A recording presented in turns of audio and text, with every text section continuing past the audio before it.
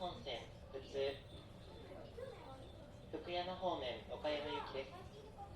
三原を出ますと糸崎、尾道、東尾道、松永、備後赤坂、福山、東福山の順に終点の岡山まで各駅に停まります。発車までもう少々お待ちください。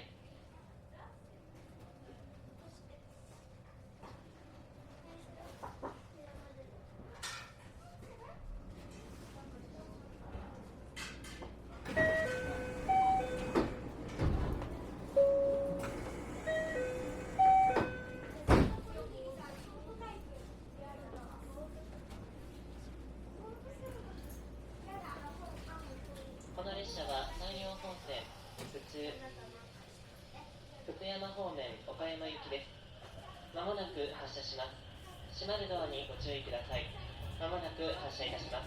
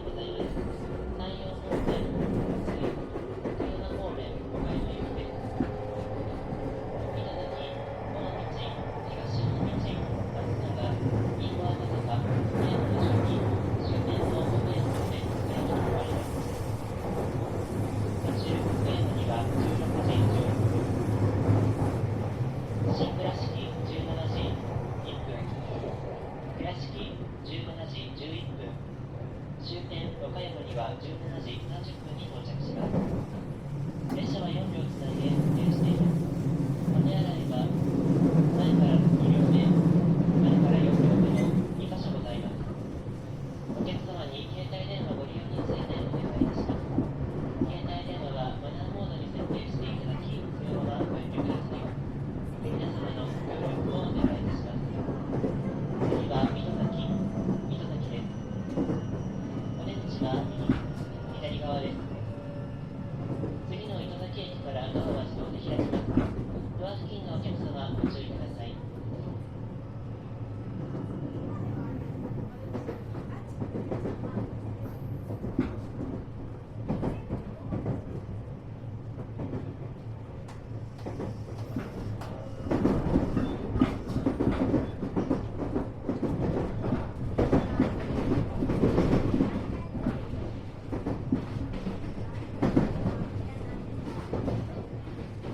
まもなく糸崎です。